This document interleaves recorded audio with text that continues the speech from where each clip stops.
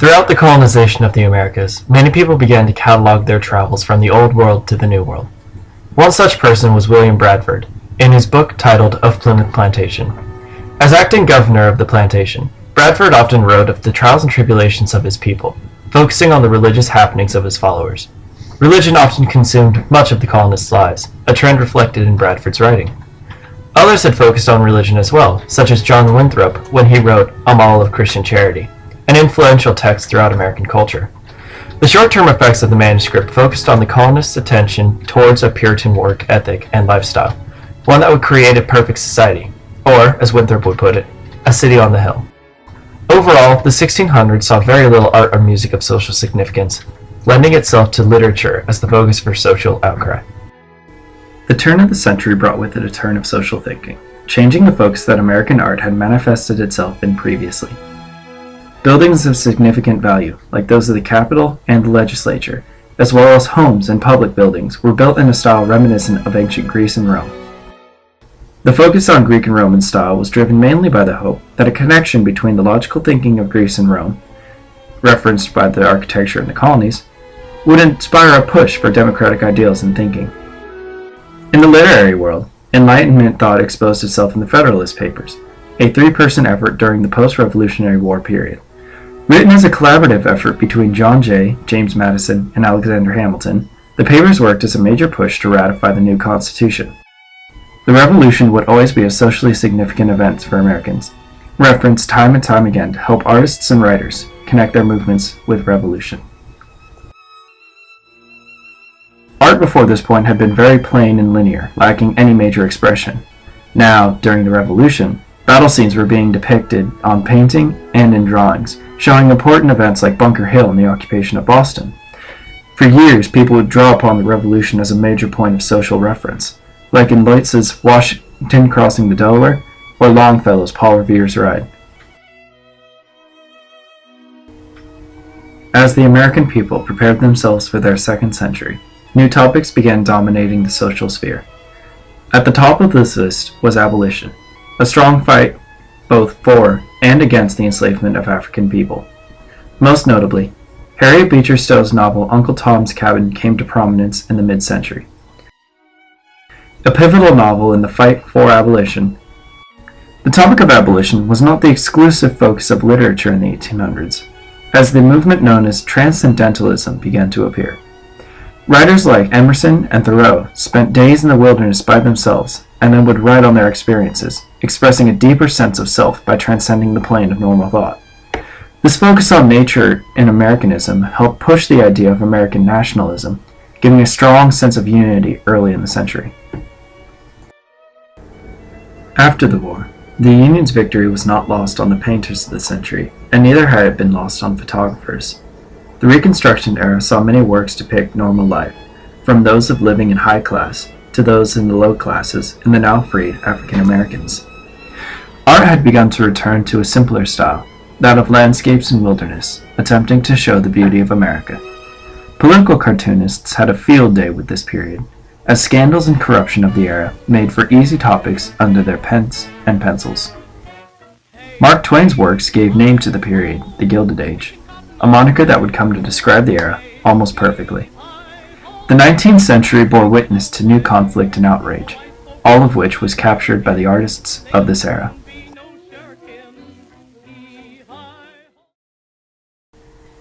The early 20th century was filled with opportunity for the artists of the age. The passing of the First World War was filled with pictures of destruction, more than paintings or literary accounts. The rise of photography had matured into a fully fledged medium of expression, and this was made full use of during the First World War. Another strange medium was born during the war as well: film.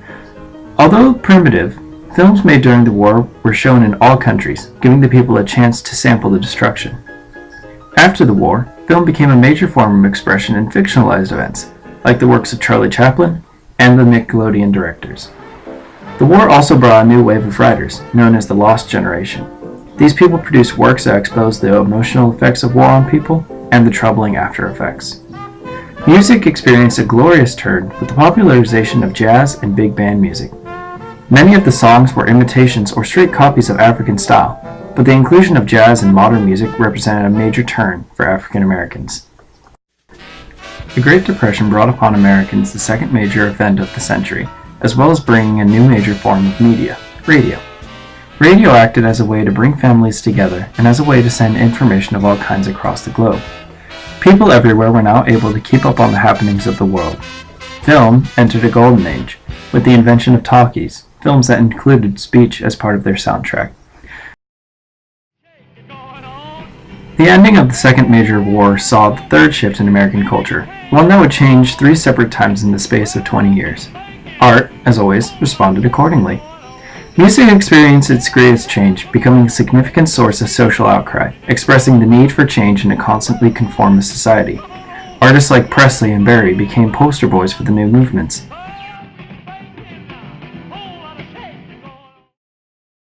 Then, at the change of the first decade, a major push for peace was added into the social sphere, and a completely new culture evolved.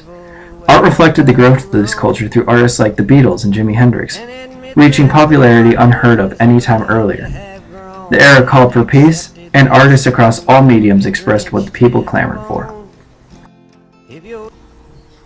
The passing into the 1970s brought a completely new sense of self into American artists. The Vietnam War was still ongoing early on, and many protests were turned into song, as artists like the Rolling Stones, Bruce Springsteen, and Fleetwood Mac concerned some of their music with.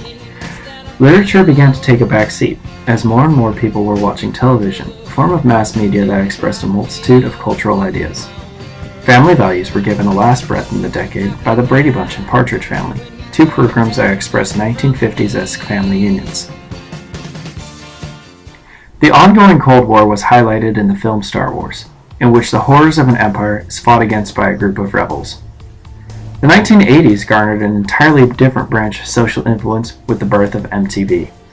A channel focused on, at first, music, the ability of musicians to have audiences across the world hear their music made social influence much easier to accomplish. The fall of the Berlin Wall signaled, for most, the end of the Cold War and the beginning of an age of brotherhood across the world. Live Aid was an attempt to help those suffering from famine, a push to help those in need worldwide. The years leading up to present day have seen some of the most significant rise in media, both those on paper and in the virtual world. For years prior, the computer had been mainly a personal device, but the birth of the internet allowed people from all across the world to contact one another, and allowed for people everywhere to let their stories be heard. The gathering of social media, like that of MySpace and Facebook, allowed for many movements to topple age-old ideas.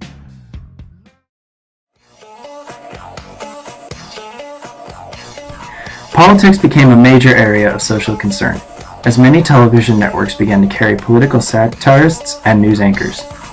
Jon Stewart, Stephen Colbert, and Rush Limbaugh all gained fame through the use of media to express their political views. The 20th and 21st centuries experienced an explosion of social change in the early years, and with each passing decade, more and more social issues became the food for many artists' thought.